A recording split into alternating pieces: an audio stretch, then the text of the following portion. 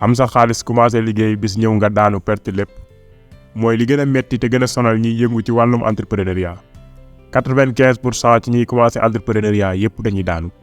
pour éviter loolu nag dañuy wax ci piège yi nga war a moytu. wax naa leen ni bi may soog a commencé $15 laa daan am par weer ma amoon objectif bu am $50 njëgu bëy dafa bëri woon par rapport ak li may am par weer xawma woon sax nan laay def ba àgg ci et pourtant dépassé naa ko génn ci pauvreté ci diir bu gàtt. di nga ni loolu réalisation bu rëy la waaye xamal ni kenn ku nekk mën na koo def bu xamee formule bi ñu jaar ba def ko. riche yi commencé à zéro yépp nag formule bii lañ xam kon lan mooy formule boobu. boo xoolee ci àdduna bi da ngay gis ni lépp day gën di màgg di gën a bari booy ji mango benn xuux ngay ji mango gi bu màggee meññ ay junniy doom li ñuy bay ci tool yi moom it noonu la moo xam gerte la mboq dugub ak yu mel noonu lu mu ci mën a doon benn pepp ngay ji pepp boobu màgg indi ay junniy pepp ba ci nit ñi sax noonu lay demee tey ay milliards lañ ci kaw suuf waaye ñun ñëpp ci kenn lañ jóge ci même logique boobu nga xam ni àdduna bi yëpp noonu lay doxee alalit noonu la war a demee. ñoo ngi ci suñ 4e vidéo ci livre bi ñuy wax La chèvre de ma mère ki ko bind tudd Ricardo Cañama balaa ñu ciy ñëw ñu lay fàttali nga abonné ci chaîne bi te aimé vidéo bi. gars yi ñu leen di yëgal ni suñ formation Alibaba bi ñu doon wax commencé na di leen gën a yaatal ci nan lay demee ci biir vidéo bi. gars yi dal leen ak jàmm ci chaîne bi ñuy ñaan suñu niveau fekk leen ci jàmm. ci chapitre bii dañuy wax ci nan ngay def pour maîtriser say dépenses. Ricardo nee na li tax ma sañ a bind téere bii di wax ci wàllum richesse mooy pauvre gi ma doonoon moo tax damay faral di wax ni dund pauvreté moo gën fuuf ngay jéem a nekk riche te pare woo pour nekk riche. bu ñuy wax pare pour nekk riche nag liñ ci jublu mooy nga mën a dund ak xaalis te doo ko perdre. wax nañ ci économiser wax nañ ci tabax capital waaye ñaar yooyu pour nga mën ko faaw nga maîtriser say dépenses. ci vidéo bii dinañ jàng nan ngay maîtriser say dépenses surtout booy dund ci Afrique nga xam ni chaque jour yaa ngi pression sociale. chaque jour programme la buy laaj dépense yu gën a bari société bi du la mës a encourager ci épargne denc léeg-léeg sax suñuy aada moo ñuy teree dem. Ricardo nee na ci suñuy aada dañuy wax ni intérêt général moo war a jiitu intérêt personnel. Ricardo nee na loolu nag duñ ko weddi duñu wax baax na wala bon na waaye indi na ay problème ci société bi buñ ko delloo ci wàllum denc ak épargne parce que ci suñuy aada ak suñu gis-gis ñun jàpp nañ ni bu kenn tekkee ci famille bi moo war a régler problème mu famille bi yépp di faj soxlay ñëpp alors que ni mbir mi warul demee noonu. loolu day tax sax ñeneen ñi tàyyeel duñu def dara duñu jël benn responsabilité parce que am na ku ñu yaakaar ni moo war a faj seen soxla yépp. beneen bi mooy ci situation yooyu nit ki du mën a épargner dara ndax nit ku nekk soxla yu am importance ngay am bu dee soxla yooyu yépp nag kenn koy faj loolu mooy famille bi yépp ay ànd dund ci pauvreté dee ci pauvreté. Ricardo nee na dafa am benn mbokkam fonctionnaire état la woon officier supérieur la woon ci armée bi ñooñu ci Afrique dañ leen di xoolee bëtu ko am xaalis alors que ni demeewul noonu seen salaire bariwul. ñooñu boo xoolee en général dañuy am problème ak seeni mbokk parce que dañ leen di bëgg a yen lépp buñ ko mënul ñu ni dañoo soxor dañoo bew wala yu mel noonu. Ricardo nee na officier bi doomam dafa gaañu génn àdduna mbokkam yi nekk village yëpp bëgg a ñëw ville fekke si rob bi te distance bi dafa sori woon lool da ngay def une journée ci oto. officier bi wax waa village ni leen képp kuy ñëw na nga préparer $200 aller retour ñoom ñu jàppee loolu benn humiliation parce que pour ñoom waa ji doomam gaañu mu leen war a fayal passe aller retour. bi loolu amee ñu bari ci ñoom dañoo gedd ni duñ dem ñeneen ñi fa jógee ñëwit loxoy neen lañ indi te kenn ku nekk ci ñun xam na ni suñ dëj yi di demee diiran dëj bi yow mi gaañu la yaay jox ñëpp lekk ak naan dëj bi mën naa doon saraxu 3 fan wala sax juróom-ñetti fan. officier bi nag respecté na tradition boobu def na loolu lépp ba pare war leen joxaat $2000 pour ñu ñibbiwaat village maanaam ñoom participé wul dara lu dul seeni jooy. léegi lan moo tax ñu war a dépasser indi ay nit pour ñu jooy kese bu dee jooy dong la lan moo tax mënuñoo jooyee fan dëkk. imaginez nan lay demee bu village bi yëpp ñëwoon comme niñ ko bëggee woon. lu mel nii lenn la ci tax africains yi mënuñoo maîtriser seen dépense te aada rek yóbbee ñu ko ndax bu dee dañuy wax ci diine loolu du diine te li ëpp ci aada yi tax mënuñoo denc dëppoowul ak diine. yàlla nee na lekk leen naan leen waaye bu leen yàq ndax yàlla bëggul koy yàq ñun ñëpp xam nañ aada yi tax mënuñoo dem waaye question bi mooy ndax dañoo war a changer habitude yooyu. ñu bari dañuy wax ne suñuy aada la fi lañ ko fekk fi lañ koy bàyyi pourtant dañu fekkoon suñ maam yi dëkk ci ay néegu ñax daan sol ay der loolu tamit ci suñuy aada la bokkoon waaye dañ koo changer tey. erreur bi gën a rëy boo mën a def ci 21e siècle mooy bañ a méngoog sa jamono bu fekkee dañoo am habitude yoo xam ne dañuy teree réussir dañ koo war a changer. tey booy xool ñi am intelligence financière ci réew moo mën a dem da ngay gis ni ñoom bu mbaay bi waa dëkk ba nekkuñu ci doo leen dégg ci dara loo xam ne ak yàq la bu dee ci suñu réew yi mën nañ jël misaal ci ku mel ni Serigne Mboup mënuñoo continuer di def li ñu doon def ba pare di yaakaar changement. mooy li Einstein doon wax ni dof dëgg mooy nga continuer di def benn mbir ni nga ko daan defee ba pare di yaakaar résultat yu bokkul. richesse ak réussir nag responsabilité personnelle la. ci Afrique nag pour nga nekk riche faaw nga jàmmaarloog yenn pratique yi.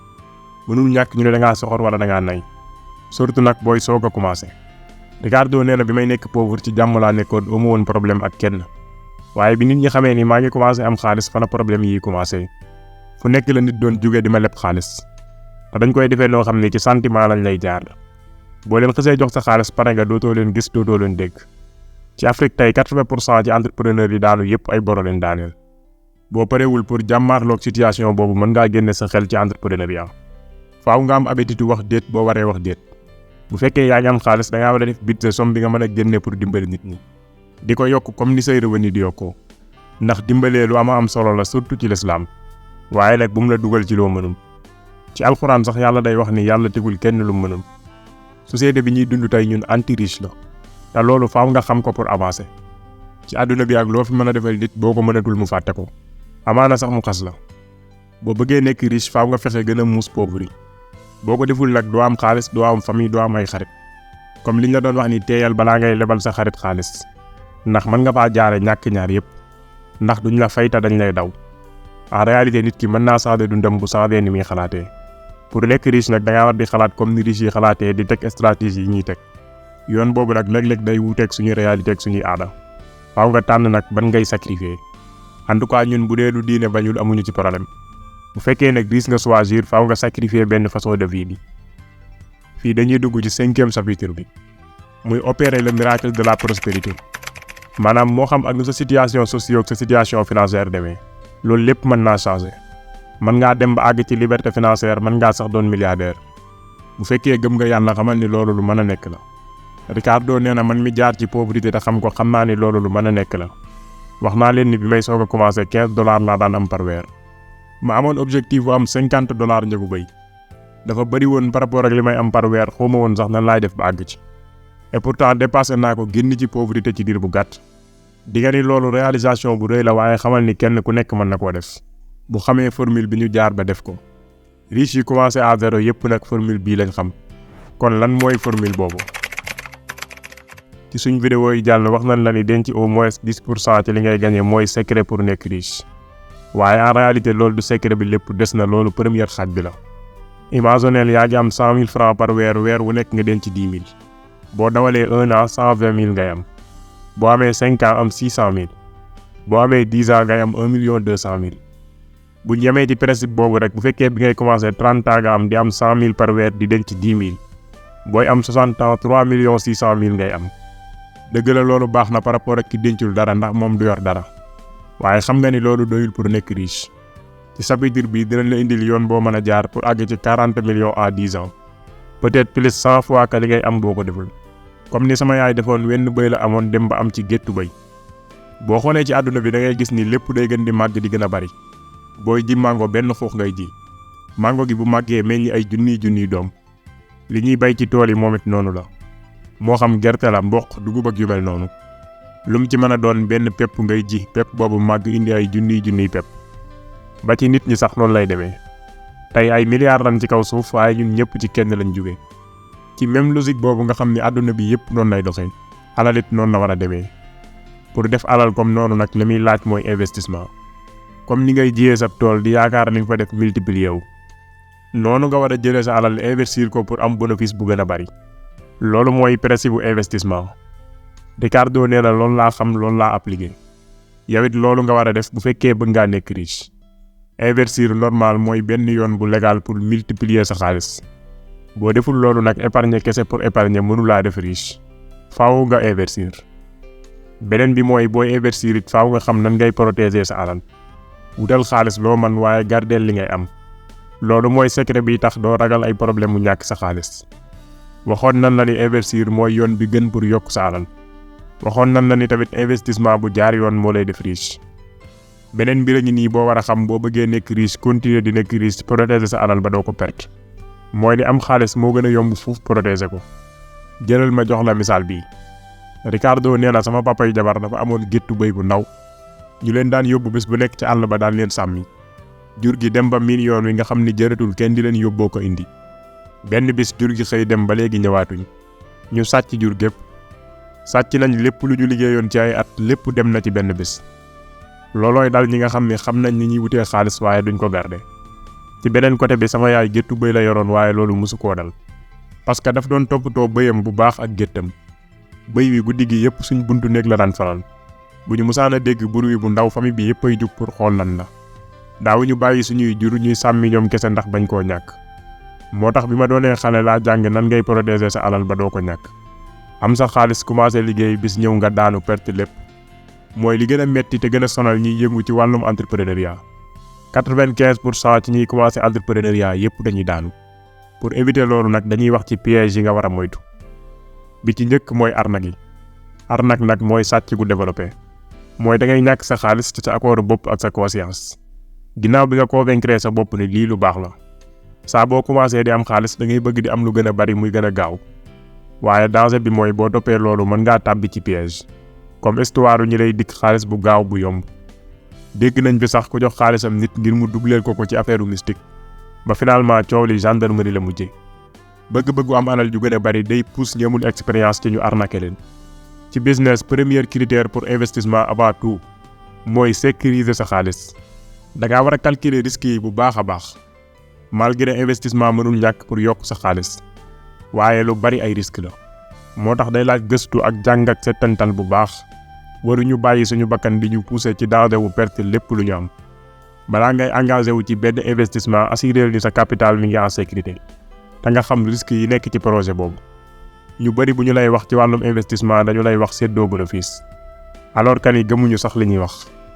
sa xaalis rek lañ bëgg a jot buñ ci jotee dootuñu respecter seen kàddu. loolu benn la ci façon arnaque. booy soo ko commencé business wala ngay investir say revenu. ay nit dinañ jóge fu nekk pour jéem laa nax sàcc sa xaalis. moo tax defal très attention. buñ la tegalee affaire bi mu yomb lool ci yow yenuwul maanaa rek moytul. del gëstu ci côté yépp bul musa yàkkamti dugg ci dara ngir am xaalis bu gën a bari. bu nit ki yàkkamtee di hésiter ngir nga gaaw investir sa xaalis rek dawal. ndax mën na doon ab naxaatekat. deuxième bi mooy ñàkk a def estimation bu baax ci li la investissement boobu di coûter. investissement boo gis dafa am lu mu lay coûter avant nga ji am revenu. moo tax faaw nga estimer yooyu yépp balaa sa alal di ci seey. bokk na ci muus bañ a dugg ci projet boo xam ne day laaj xaalis bu ëpp sa capital wala muy jël sa capital lépp. bu fekkee sa capital 3 millions la. buy dugg ci projet boo xam ne dañ ciy dépenser lu ëpp 2 millions. bu ko defee di nga dese benn 1 million boo xam ne solde positif la. di nga ci mën a gérer yenn mbir yu bette yi ak dépenses supplémentaires yi. malheureusement nag ñiy soog a commencé liggéey du ñu bàyyi xel li mu leen di coûter bu ñuy teg projet. ginnaaw bu ñu dépassé seen xaalis ba mu jeex nag la ñuy soog a xam ne ndeke amuñu xaalis bu doy pour def li projet boobu di laaj lépp. Ricardo nee na bi may nekk xale ci dëkk bi ma dëkkoon. dafa amoon genn góor bu yoroon benn place di jaay. mu liggéey ay at dajale $50,000. benn bis mu dégg ni bagage yomb na Chine mu dajale xaalis bi mu yor yépp dem Chine. mu fekk ni effectivement bagage yomb na fa mu jënd xaalis bi mu yoroon yépp bagage à peu près. mu ñibbisi bi marchandise bi ñëwee ci port bi tombeek impôt yi yokku. léegi amatul lu mu dédouaner bagage yi. mu jéem lu nekk lépp fu nekk xaalis amul. bi dale bi mu waroon a fay jàllee état bi jaay marchandise bi mu perte lépp. li am ci histoire bi mooy waa ji juumul ci dem gi mu dem Chine. waaye njumteem mooy dugg ci projet boo xam ni maîtriser wu ko amu ci expérience. pour éviter lu mel noonu nag moo tax ñu indil leen formation bi ñuy def ci Alibaba. nga xam ne dinañ la former ba nga maîtriser plateforme bi. accompagner la ba nga mën a commandeel sa bopp te kenn du la nax. boole la ku lay jëral bagage bi Chine ba mu ak ci Sénégal saa boo commandé. sa yoon du nekk ci lijjanti ay impôt wala ay dédouanement. bu dee da ngay jaay wala nga bëgg a jaay Alibaba opportunité bu rëy la. mën nga faa jëndee bagage 2 fois moins cher que li ngay jëndee ci marché bi. formation bi lépp nag en ligne lay doon. te boo paree dañu lay defal certificat buy wane ni def nga formation bi. ku mu intéressé mën nga ñu envoyer message WhatsApp ci suñu numéro bii. Ricardo nee na am bëgg-bëgg dugg ci business lu baax la waaye day laaj préparation bu baax. loolu mooy buntu réussite ci bépp business. di def dara te doo ko seetantal mooy yoon bi gën a gaaw pour échec. da ngay soxla préparer sa xel say xalaat sa xaalis. da ngay soxla teg plan de travail bu jaar yoon. analyser say concurrents développer ay stratégie de marketing. bul yaakaar ni accords yi ak marché yu baax yi hasard la déedéet. liggéey la bu rëy ak étude balaa nga fay àgg. dépassé nañ jamono boo xam ne da ngay développer te doo soxla benn compétence. leneen a ngi nii loo war a moytu. mooy rivaliser ak ñi la wër sa entourage. dafa am benn piège bu fi yàgg te ñu ciy tàbbi lu bari mooy dañuy rivalité ak ñun xam loolu nag en général li mu lay jural mooy perte xaalis ndax da lay encourager ci nga dépenser lu gën a bari pour benn objectif te mooy bëgg lu neex nit ñi wala wane ni am nga xaalis da lay pousser ci jënd ay yére ay oto ay équipement de maison yu cher saa nga bàyyi xel xaalis bi ngay dépenser ak li mu la mën a jural ëllëg nit ñu bari dañoo bëgg di dajale ay mbir yu amul jariñ bu fekkee da ngay def loolu nag doo musa nekk riche au contraire ci pauvreté gu mag la lay jëmee mën ngaa àgg sax ci yelwaan mooy comme li Benjamin Franklin doon wax tiitaroo wane ni riche nga mbugal dëggantaan la balaa ngay consulter say rêve consulter sa poche bu pare pauvre buy nuru lu riche moo gën a dof mbott muy ngandelu pour toll ni nag gars yi tey fii la ñuy yem ak yéen ci vidéo bi ñu di leen jox dig daje balaa yàgg dara insha allah ñu di leen fàttali ngeen abonné ci chaîne bi tey vidéo bi boo yaakaaree ni li ñuy def am na njariñ nga partager ko képp koo yaakaar ni mën na koo jariñ